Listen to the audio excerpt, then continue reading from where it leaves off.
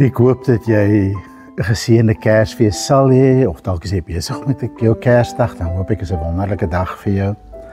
Ek hoop dat jy regtig in hierdie tyd die nabyheid van die Here en die wonder van sy liefde in Christus sal ervaar. Ek gaan vir ons lees uit 'n ou profesie, uit die boek Jesaja, hoofstuk 9. 'n Profesie wat gekoppel word aan Jesus Christus. As 'n mens nou maar dink aan Handel se Messias, die koor wat sing For unto us a child is born, dit kom uit Jesaja 9, en ons gaan dit nou lees.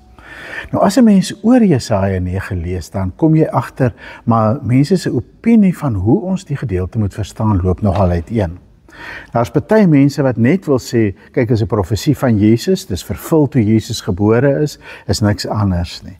En dan sou dit beteken dat as dit net oor Jesus gaan, het dit eintlik niks te sê gehad, of baie min te sê gehad vir die mense van Jesaja se tyd, wat 7-8 eeue voor Christus lewe. Ander weer wil sê, nee, dit is 'n boodskap wat Jesaja vir sy eie mense in sy eie tyd gebring het, en ons moet dit nie sommer net aan Jesus koppel nie, dit is bedoel vir Jesaja se wêreld en Jesaja se mense. Jesaja wil met hulle praat oor waar hulle is, oor wat God gaan doen vir hulle, oor wat God van hulle vra. Maar al twee hierdie benaderings, voel dit vir my, sluit half die skrifgedeelte op in 'n bepaalde tyd. Of dit nou die tyd van Jesaja is, en of dit nou die tyd van die geboorte van Jesus is. En dan sit ons nou 2000 jaar na Christus se geboorte, en ons wonder maar, wat sê dit vir ons? Daarom wil ek vir julle 'n ander beeld gee van die profetiese woord. Nie van 'n boodskap wat net vir een tyd, op een manier is nie, maar 'n boodskap wat is soos 'n klippie wat in 'n water gegooi word, en dan kring dit uit, en daai rimpelings loop uit deur die eeue. En daai boodskap het impak in Jesaja se tyd, maar wanneer Jesus kom en die mense deur Jesus, deur hulle ervaring van wie Jesus is, kyk na hierdie boodskap, dan het dit op 'n ander manier weer vir hulle impak, dieselfde boodskap, maar dit kring ook uit na ons tyd, en verder as ons tyd, en die toekoms in. So die donker wat hiervan gepraat word, is die donker van Jesaja se tyd. Dis die donker van die tyd waarin Jesus gebore is, maar is ook die donker van die tyd waarin ons lewe. En die lig wat opkom in Jesaja se tyd, deur sy woord, deur sy profetiese boodskap, is ook die lig wat opkom wanneer Christus gebore word, wanneer Christus met sy bediening begin. Trouwens, Matteus koppel hierdie profetiese woord aan die begin van Jesus se bediening in Matteus 3. Is ook die lig wat vandag nog skyn, die lig wat ons glo eendag gaan oorwin oor die donker. So kom ons luister dan na hierdie woord van Jesaja, wat vervul is in Jesus, wat besig is om in vervulling te gaan in ons tyd, maar wat uiteindelik nog in vervulling moet gaan in die nuwe hemel en die nuwe aarde. Jesaja 9 vers 1. Die volk wat in die duisternis ronddwaal, het 'n groot lig gesien. Hulle wat in 'n stuk donker land woon, oor hulle het 'n lig geskyn. U het die nasie vermeerder, u het hulle vreugde groot gemaak. Hulle ervaar vreugde voor u, soos die vreugde in die oestyd, soos die wat juig wanneer hulle buit verdeel. Wat die las van hulle juk en die hout oor hulle skouers, die stok van hulle slawedrywer het u verpletter, soos op die dag van Midian. Ja, elke stewel wat stamp met 'n gedreun, en elke kledingstuk wat in bloed gerol is bestem vir verbranding, is kos vir die vuur.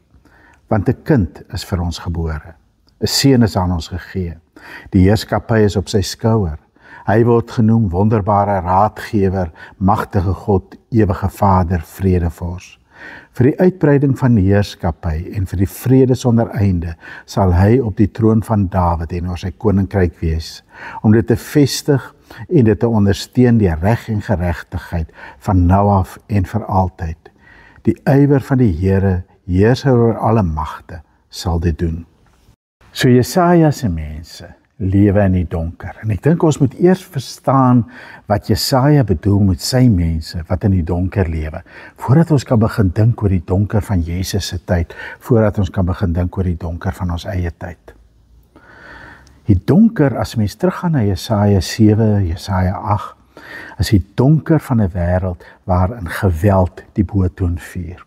Die volk word bedreig deur Assirië, die grootste moondheid van sy tyd, 'n wrede moondheid wat met hulle oorlogmasjien alles voor hulle plat gevee word. En Juda, die kleine volkie van God, staan weerloos. En hulle koning is bang. En hulle mense is bang, die raadgewers is bang. Almal het 'n soort van 'n krisiservaring van ons wêreld is besig om te gronde te gaan en ons weet nie wat van ons gaan word nie.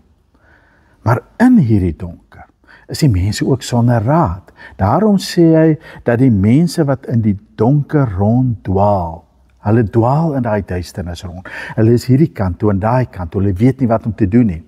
En dit is 'n krisis nie net vir die mense nie, dis 'n krisis in leierskap, want die leiers weet nie watter kant toe nie. Die profete praat die kant toe en daai kant toe en jy weet nie watter profete is ware profete en watter profete is vals profete nie. Die priesters weet nie wat om te sê en wat om te doen nie. Hulle is van koers af. Hulle het hulle gevoel vir hulle eintlike roeping verloor en die koning en sy raadgewers bewe soos bome in die wind, soos riete in die wind, sê Jesaja 7. Hulle reageer uit vrees, hulle dwaal rond, hulle weet nie watter kant toe nie. Soos 'n krisis in leierskap in die volk, 'n krisis in die eie volk, in die volk se eie lewe. 'n Krisis wat dan ook deurgaan na hulle verhouding met God, want in plaas daarvan dat hulle God raadpleeg, so sê Jesaja 8 vir ons, in plaas daarvan dat hulle God raadpleeg, begin hulle geeste oproep, begin hulle die dooies raadpleeg, begin hulle raad soek hier en daar en op allerlei wanhopige maniere.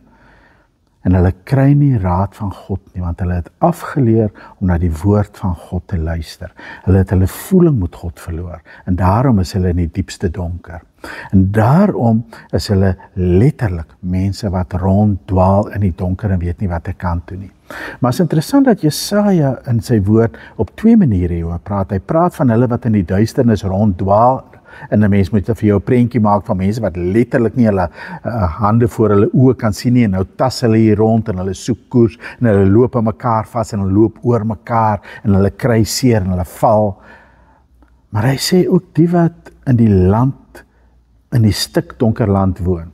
Die ouer vertalings het gepraat van die land van die doodskaduwee, die land waaroor die dood sy skaduwee gee. Maar die punt is, hulle woon daar. Hulle het hulle self in 'n sin tuis gemaak daar. Miskien maar die skouers opgehaal en gesê, wel, dit is wat dit is. Dis hoe die wêreld is. Mag spreek die laaste woord, geweld spreek die laaste woord, en ons moet maar doen wat ons kan en raad soek waar ons kan en maar probeer om ons koers te kry. Maar dit is nou maar waar dit is. Hulle het hulle self tuis gemaak in die stuk donker land. Hulle het hulle self tuis gemaak in die skadu van die dood. En hulle sien nie 'n alternatief nie. En dis die diepste donker. Wanneer jy in 'n krisissituasie is, met 'n krisis in leierskap, met 'n wêreld wat uitmekaar val deur mag en geweld, maar jy sien nie 'n alternatief nie. Jy dink, dit is maar wat dit is. En ek dink in 'n sekere sin leef baie mense in Jesus se tyd so. Die Romeine regeer oor die land. Die leiers van God se mense, van Israel self, is hierdie kant toe en daai kant toe. Die volk is verdeel in allerlei partye en groepe en so aan. Beklei onder mekaar, beklei teen die vyand, is opstandig. Maar hulle dwaal ook maar rond. Hulle is ook maar hierdie kant toe en hulle is ook maar daardie kant toe. En hulle dink, maar kan dit ooit anders? Of is dit nou maar hoe dit is? Moet ons nou maar die beste maak daarvan? Hulle loop in die donker rond. Hulle woon in die land van doodskaduwee. En ek dink in baie opsigte lewe ons ook in so 'n tyd. Dat 'n mens regtig voel dat dit is asof ons lewe in 'n wêreld waarin mag en geweld en oorlog en haat die laaste woord spreek. En ons sien nie 'n alternatief nie. Ons dink dit is nou maar wat dit is. Mense moor mekaar nog al die eeue uit. Dis nou maar hoe dit gaan. Wanneer Jesaja dan sê, daar het 'n lig geskyn en daar het 'n lig opgegaan, dan sê hy, daar het 'n alternatief gekom. 'n Alternatief wat nie deur die mense uitgedink is nie, wat nie deur die mense gemaak is nie, maar wat van God kom. God laat sy lig skyn oor mense. God laat sy lig skyn oor hierdie wêreld. God sê vir die mense, dit is hoe julle dit lyk, en baie keer is die lig dan eintlik 'n ontstellende werklikheid amper, want dit wys hoe verkeerd dinge is, hoe verskriklike dinge is. Maar die lig sê ook, daar is 'n alternatief op die donkerte. Daar is 'n alternatief op die land van doodskaduwee. Julle hoef nie hier rond te dwaal nie. Julle hoef nie hier julle self tuis te maak en te sê dit is wat dit is nie. Daar is 'n alternatief.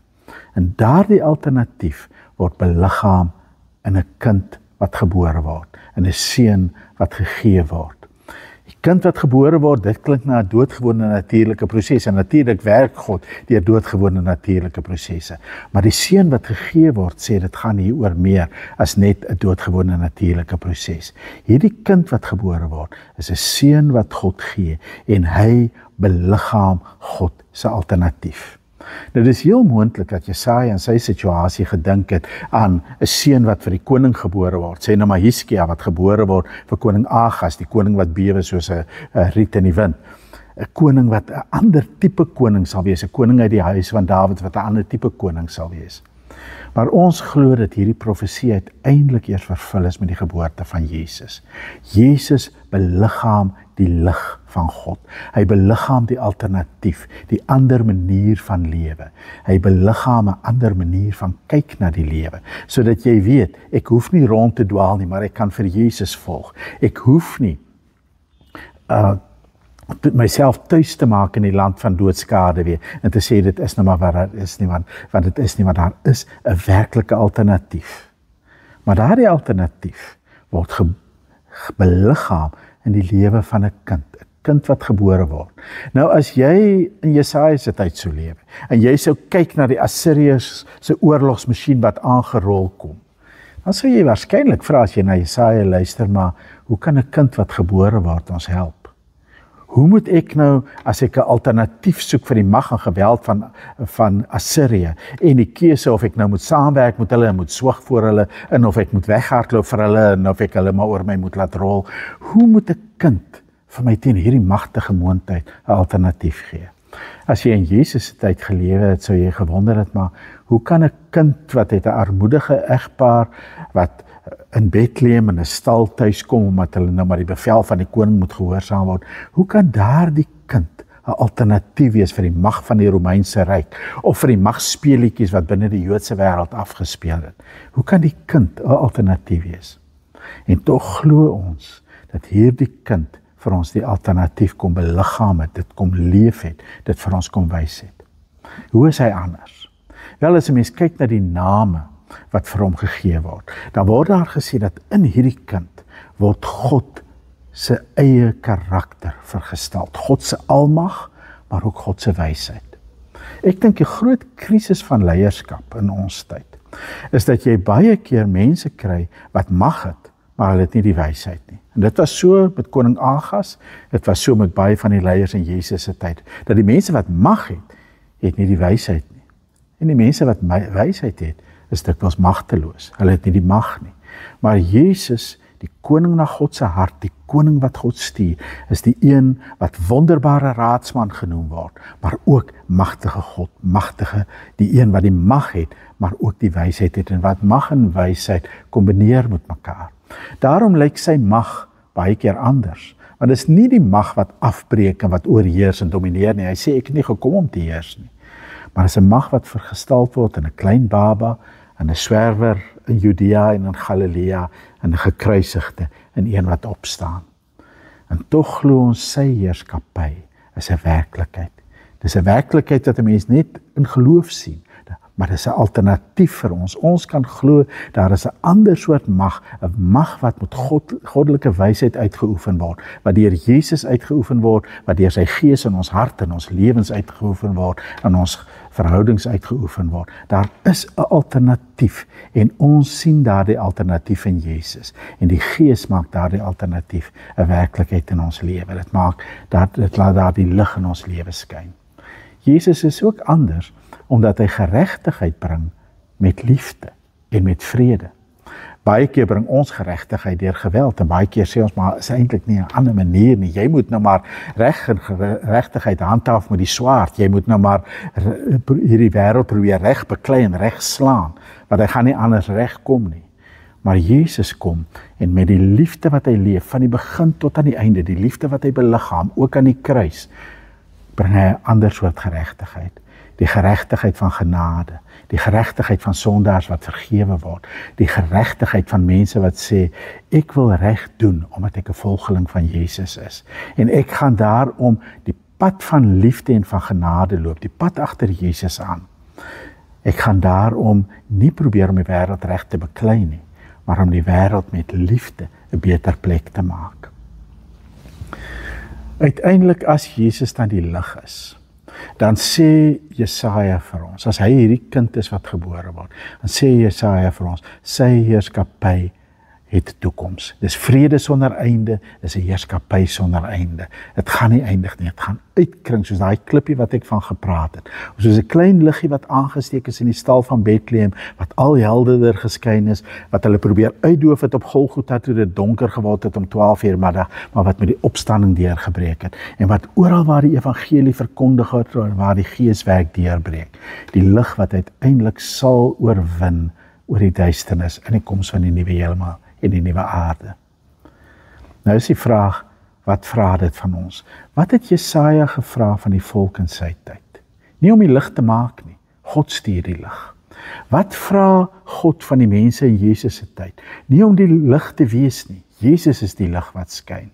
Wat vra hy van ons? Ons hoef nie die lig uit te dink of die lig te maak nie.